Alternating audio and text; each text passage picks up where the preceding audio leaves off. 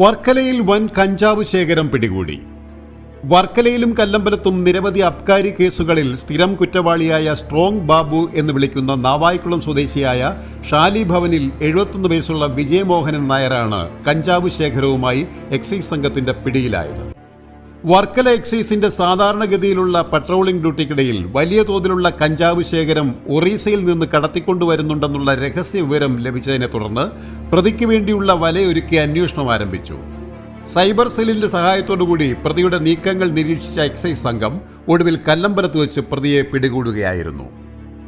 ഇന്നലെ രാത്രി 9 മണിയോടെ പ്രതി വലിയ ബാഗുമായി കല്ലമ്പലത്തെ പ്രമുഖ ബാർ ഹോട്ടൽ മുൻവശത്ത് നിൽക്കുകയായിരുന്നു. പ്രതിയെ പിടികൂടി പരിശോധന നടത്തിയതിൽ നിന്ന് 3 കിലോയോളം തൂക്കം വരുന്ന കഞ്ചാവ് ശേഖരം കണ്ടെടുത്തു. കസ്റ്റഡിയിലെടുത്ത പ്രതിയുടെ അറസ്റ്റ് രേഖപ്പെടുത്തി ഇന്ന് രാവിലെ കോടതിയിൽ ഹാജരാക്കുമെന്ന് Varkala excise inspector V Sajeev അറിയിച്ചു. റേഞ്ച് പാർട്ടി ഇന്നലെ രാത്രി നടത്തിയ വാഹന പരിശോധനയ്ക്കിടയിൽ കടമ്പാട്ടുകുളം ഇന്ദ്രപ്രസ്ഥ ബാറിനെ സമീപിച്ച് 2.600 കിലോഗ്രാം കഞ്ചാവുമായി സ്ട്രോങ് ബാബു എന്ന് വിളിക്കുന്ന വിജയമോഹൻ നായരെ അറസ്റ്റ് ചെയ്തിട്ടുള്ളതാണ്. പ്രതിയെ ഇന്ന് കോടതിയിൽ ഹാജരാക്കുന്നതാണ്.